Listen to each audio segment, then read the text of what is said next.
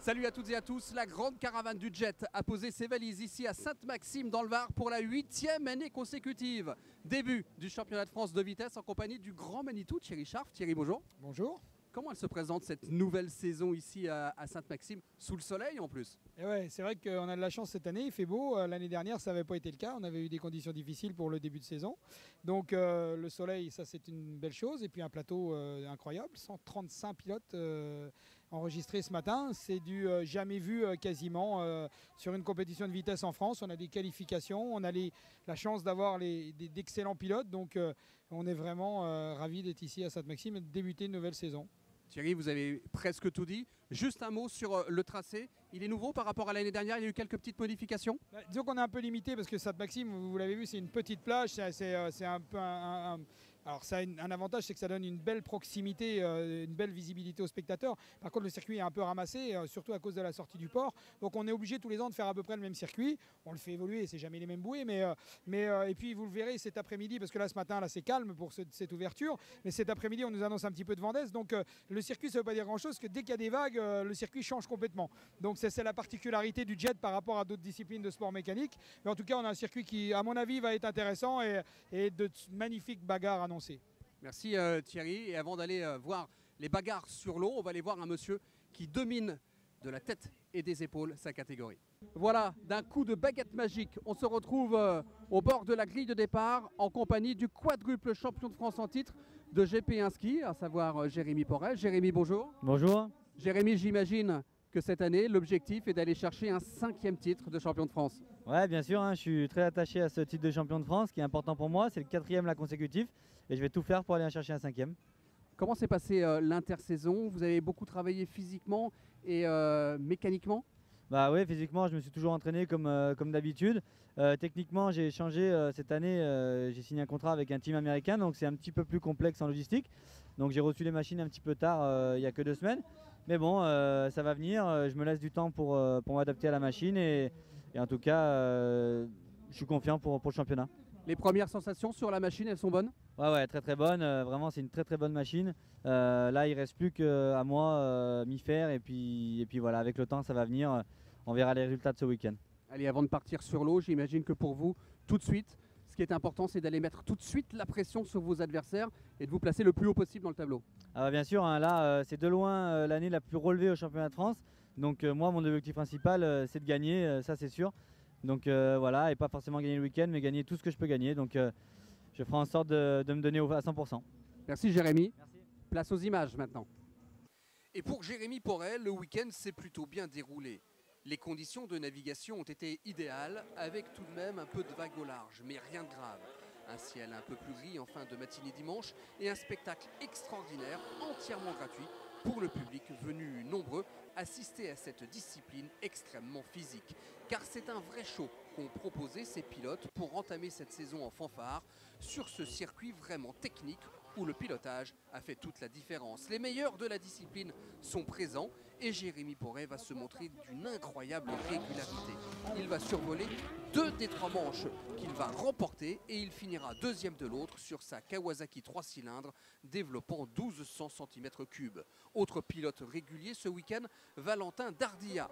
Lui aussi, il a lâché les chevaux et a ouvert plein gaz pour remporter la première manche et finir 2e des 2 suivantes.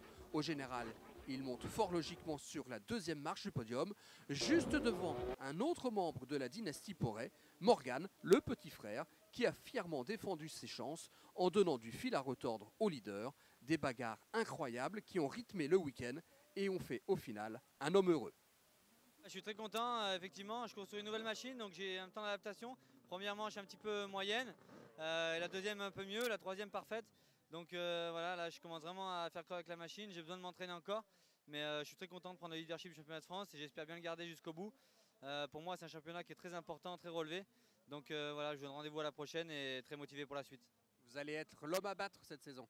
Ouais, ça fait longtemps que je suis l'homme à battre, donc j'ai l'habitude. C'est pas une place facile parce qu'on est beaucoup jalousé et on est beaucoup mis en avant, mais c'est quelque chose qui me plaît, je suis là pour me battre. Je suis heureux d'avoir des adversaires de taille et je ferai tout pour garder ma place. Au classement général de cette catégorie ski GP1, Jérémy Porel est donc bien installé à la première place avec 173 points. Il compte 7 longueurs d'avance sur Valentin Dardilla et 49 sur Morgan Porret. Allez, avant de s'intéresser au Run GP1, on s'est installé confortablement dans la tente des kinés avec un monsieur que vous connaissez parfaitement, Christophe Mailleux. Christophe, bonjour. Bonjour. Pour ce premier week-end ici à Sainte-Maxime, comment avez-vous trouvé les pilotes? Bah écoutez, c'est un début de saison, donc les pilotes sont pas mal, ils sont prêts, ils sortent de préparation physique depuis quelques mois. Donc ça se passe bien, ils sont simplement très tendus, donc au niveau musculaire c'est pas génial.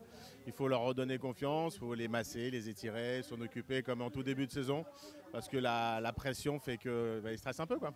Quels sont les bobos les plus fréquents auxquels vous êtes confrontés? Alors sur un championnat de France comme aujourd'hui, vitesse endurance GP, beaucoup en fait de tétanie au niveau des avant-bras. Des problèmes de dos, de réharmonisation articulaire qu'il faut traiter, des problèmes d'épaule. C'est principalement les mêmes soucis. On a heureusement pour nous peu de traumatos. Quand il y en a, c'est un peu plus grave, mais bon, on n'a pas beaucoup d'accidents en fait en jet ski. Et puis on vient aussi ici un petit peu pour se réconforter? Oui, c'est un espace en fait de détente. C'est-à-dire que les pilotes, quand ils sont ici, ils oublient un peu leur mécanique, ils oublient leur team, ils oublient un peu la pression. Et ça, ils se permettent de se libérer, de parler d'autre chose, de parler de leur future saison, de leur parler de l'état dans lequel ils sont et ils se détendent. Merci Christophe. Allez, on s'intéresse désormais à la catégorie Rennes avec un monsieur qui est champion de France en titre de Run GP1, vice-champion d'Europe de Run GP1 toujours, et numéro 2 à la ranking list numéro 2 mondial, Didier Chabert. Didier, bonjour. Bonjour. Comment se présente cette nouvelle saison avec l'objectif, bien entendu, de conserver votre titre de champion de France? Bien sûr, l'objectif c'est de gagner, c'est de conserver le titre. Après, c'est même d'améliorer en Europe et d'améliorer au mondial. Je me suis préparé physiquement, comme d'habitude. J'ai eu la chance d'aller en Californie faire un peu de motocross, qui est plutôt complémentaire physiquement par rapport au jet. Même au niveau c'est bon pour le timing, c'est bon pour le souffle. C'est un peu les mêmes sensations, à peu près les mêmes positions. Il y a des sauts, on a aussi quelques sauts de vagues, donc c'est intéressant pour l'entraînement. Après, je fais pas mal de footing, de salle, pour essayer d'être prêt. Voilà. Ça, c'est pour le physique, la mécanique, la machine, la première mise en main, ça vous a apporté de bonnes sensations? Alors, la machine, si vous préférez, j'ai deux machines. J'ai un gros moteur usine pour les championnats du monde, pour les championnats internationaux. En championnat de France, je suis venu avec ma plus petite machine, qui est la machine de l'année dernière. Parce qu'on la connaît bien, parce qu'il faut être fiable, parce que je vise le championnat. Le but, c'est pas de faire un coup d'éclat sur une épreuve. Le but, c'est de gagner le championnat. Donc, je viens avec une machine qu'on connaît bien.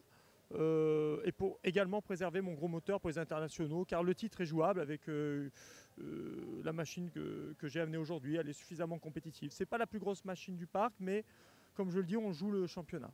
Merci Didier, on a bien compris. Donc c'est la régularité qui sera le maître mot pour Didier Chabert pour conserver son titre de champion de France. Et bien, on va regarder tout de suite ce qui s'est passé pour Didier sur le plan d'eau. Et pour Didier Chabert, ce premier week-end se conclut par un bilan positif car il termine 3e au général. Le plus constant dans cette catégorie Rennes, celle des jets à selle et fin qui développent de 400 à 450 chevaux, c'est Teddy Ponce. Car la concurrence était relevée. 3 des 5 meilleurs pilotes au monde étaient sur la grille de départ. Rien n'accélère autant que ces bolides de 350 kg qui passent de 0 à 100 km/h en moins de 2 secondes.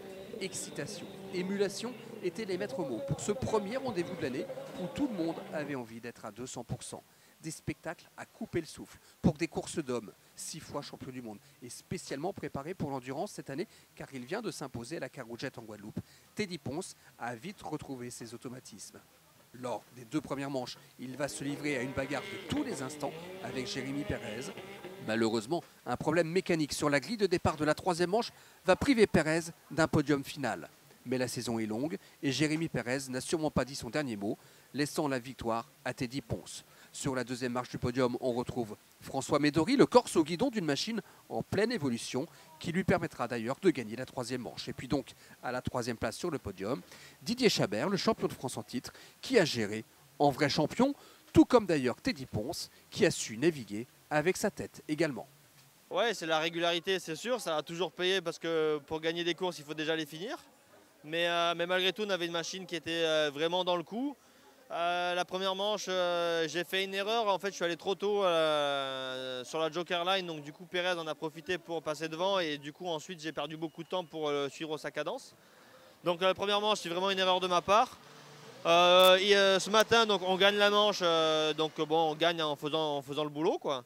Et dernière manche, donc tout à l'heure, bon, quand j'ai vu que Jérémy Pérez prenait pas le départ, du coup, j'avais pas grand chose à gagner que de naviguer à 200%. Donc voilà, on s'est tiré une belle bourre avec François et voilà, le deuxième, ça me convenait très bien pour la victoire finale, sans faire trop forcer le jet. Un mois d'avril magnifique pour vous, puisqu'une victoire à la Cargo Jet en Guadeloupe et une victoire ici à Sainte-Maxime. Ouais, c'est vrai que la saison elle commence plutôt bien. Après, ça n'arrive pas comme ça du jour au lendemain. Il faut travailler et on y passe beaucoup de temps sur nos jets de course. C'est beaucoup d'entraînement. Mais quand ça paye, c'est vrai qu'on est toujours très content. Et voilà, maintenant le prochain objectif, je ne sais pas encore trop au niveau de mon planning qu'est-ce que je vais faire, mais mon objectif prochain, ça sera vraiment d'aller en Thaïlande pour la King Cup. En tout cas, pour l'instant, Teddy Ponce est installé tout en haut du classement général de cette catégorie Run GP1 avec un total de 176 points. Il devance François Médori de 13 longueurs et Didier Chabert de 40 points. Et avant de se quitter, on va faire un bilan du week-end avec Thierry Scharff. Thierry, j'imagine que vous êtes heureux parce que tout s'est merveilleusement bien passé. Oui, parfaitement, comme vous le dites. La municipalité de Sainte-Maxime est contente. Ça, c'est la première des choses. La SEMA, la société d'animation également, les pilotes. Là, on vient de faire le podium, donc que des commentaires positifs. Pas de gros bobos, du beau temps, beaucoup de public. Je crois que j'avais jamais vu autant de monde à Sainte-Maxime. C'est bon pour notre sport et on va continuer d'avancer tranquillement. Bon, ben, que du positif. Merci Thierry. Prochain rendez-vous Jet dans 15 jours. On va prendre la direction de la Corse pour le championnat d'Europe d'endurance. D'ici là, portez-vous bien. Puis on va se quitter avec les plus belles images du week-end. À très vite. Ciao.